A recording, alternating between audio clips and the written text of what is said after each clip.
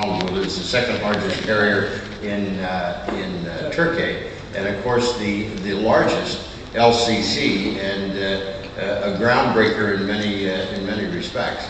We're fortunate to have you with us today. Thank you so much, and I'll turn it to you. I think you'll learn something interesting about Pegasus. Guliz? Thank you, Jim.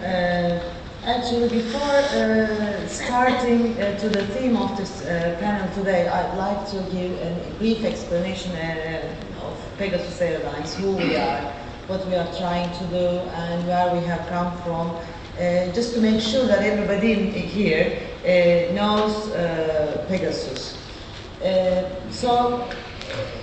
Actually, the company is formed and established in 1919, but the transformation started in 2005 when it was bought by the SS Holding, a new shareholder for the company.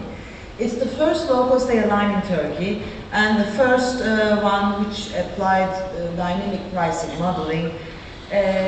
We started with 14 aircraft, and now the first scheduled flights was for domestic, and at that time in 2005 we have started with 5 destinations, and now we have grown up to 60 destinations, both domestic and international. So Dubai will be the 60th destination actually for our network. We were the first in Turkey who has offered unbundled product. This was actually an innovation for Turkey, for Turkish people traveling. And our focus was on-time departure. This was one of the messages which we are giving to our customers, saying that we are offering you low fares, on-time departure, and brand new aircraft. So these 3 messages were really important by the consumer and for the market. And this was a challenging, actually, model for the Turkish market, although it was very well known in Europe, in USA. This was very new to the Turkish market, and we had lots of very different experiences and actually challenges from our customers. But I may say proudly that we have grown the company for the last 6 years about 41% each year, and this is well above the Turkish market growth. Our on-time departure, for example, last year was about 94%. This year it's about 93.7%. We had about 25 minutes ground time, and actually we used the aircraft about 12 hours, 0.2. So with these we have succeeded this on-time departure actually. So we call ourselves a network low-cost carrier. Why? Because we carry also transit passenger. Istanbul is geographically located in a very attractive position for connecting traffic. So we have, this is a competitive advantage. Our main channel is still our website, and we have a frequent flyer program. We have code shares, 2 code shares, 2 carriers. We have cargo business. So as the low-cost definition is changing, we have also adapted our model according to the market needs and the consumer expectations actually. But still the main focus is on cost side, of course. We are well actually successful on that. Our cost base is, I may say, we have peer comparisons and lower than EasyJet, for example. This also shows the destinations. We fly to 22 domestic destinations. We will add another 2 in the coming month. And we also fly to 25 countries in 59. Dubai is the 60th, as I said.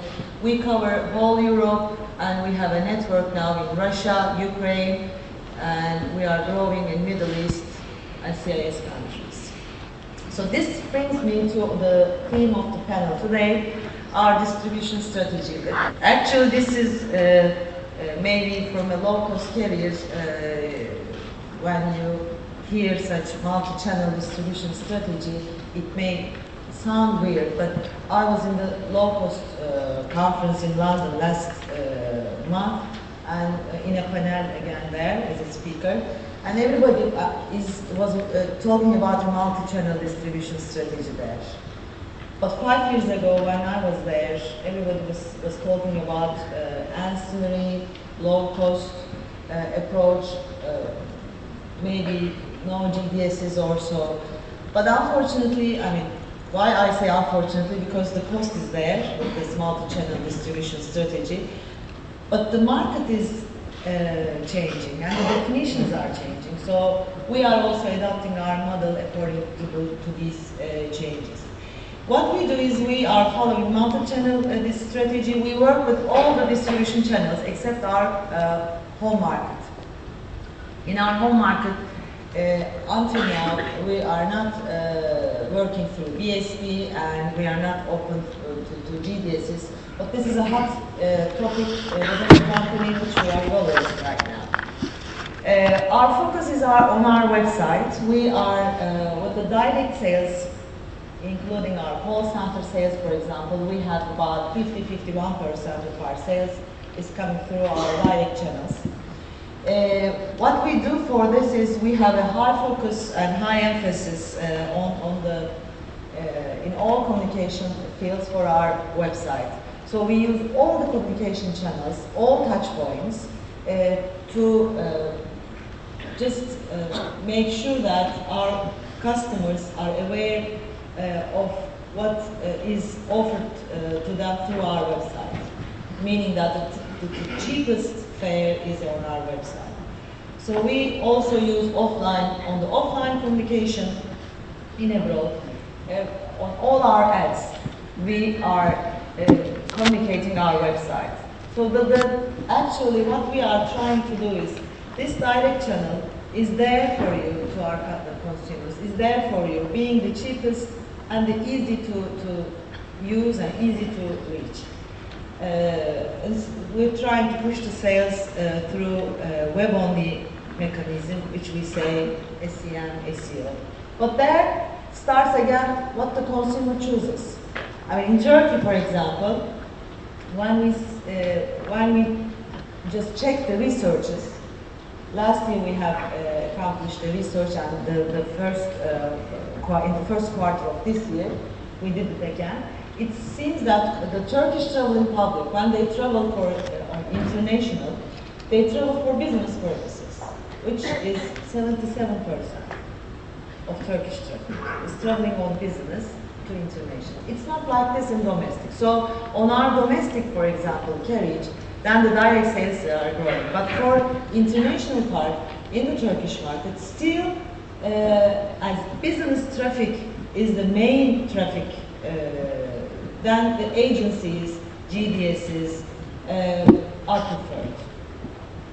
So we use our own the platforms we use are our own agency portal, we use GDSs and affiliates, and we also work with the OTAs, which are growing. In Turkey, we are pushing our own agency portal for the business traffic, but if it is like in abroad, then we are right now displayed Amadeus and sold through Amadeus, and we are also a member of the BSPs in about 15 countries. But there, again, we are effectively controlling the costs of these platforms. How? Then it is going, I mean, there the choice is done by the consumer, by the customer. The cost is going with the seat fare. If they want to buy from GDSs, then they pay for it. If they come to our website, to our call center, then they pay for the cost of those platforms. Actually, what is the benefit? The benefit is to reach different customer segments. As I explained, in Turkey, we have a high, domestic, we have a high leisure traffic, and about 21% of business traffic. So as long as it's leisure traffic, then we are actually easily taking the customer to our website.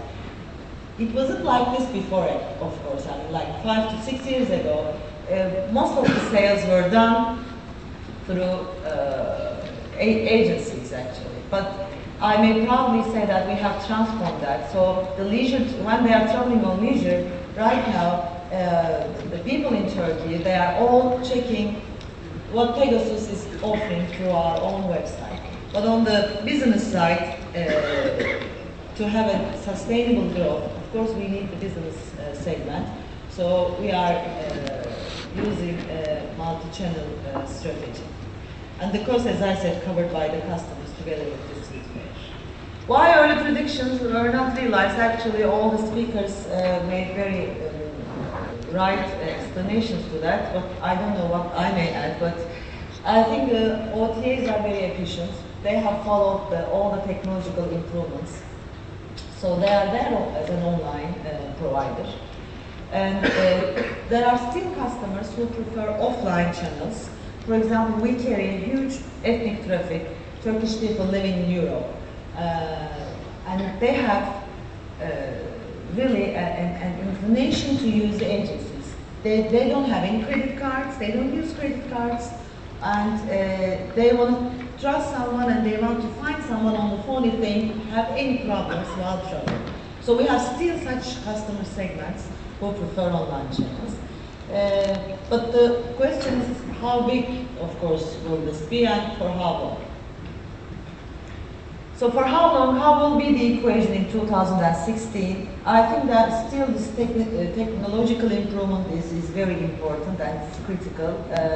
We will all, both the providers, GDSs, airlines, we're all actually pursuing and investing in technology.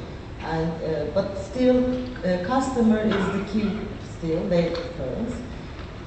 Which we believe that direct sales will grow, of course. Why? Because it's easy to use, easy to reach, and cheaper. So the affordability is important here. So the future driver we see will be the cost. The cost here, which I mentioned, is the cost for the customer. But the cost for the airlines are also very important. Being the leader of the sector, but having the least profitability margins, I think airlines also should be taken into consideration what we are saying, and the cost for the airlines should be minimized by the providers, mainly the GDSs, so that we continue working and so that we can serve to the needs of the customers who would still in 2016 be in favor of buying through offline channels or indirect, I may say. So what are business model versus distribution? I mean, we will continue on multi-channel distribution, but the focus will be on web and mobile, which is really growing. And we will be offering, again, continue offering unbundled products, but we are also working on the rebundling again, The issue here is on web and mobile, is also the flexibility of offering unbundled products. Ancillary is important in our model, and we have this year, for example, in 9 months, we have ancillary revenue is 13% of our total revenue. So this is also an important aspect for us to invest on our direct channels. But we also expect that the GDSs, I know Amadeus has already rolled out this, but the GDSs will also invest in this and will be as flexible as our own websites, which actually will not be so maybe easily accomplished. So, I mean, this brings me to the end of my presentation. This was a slogan which we have used in our ads last year, saying that we did not start aviation in Turkey, but we have transformed it. Thank you.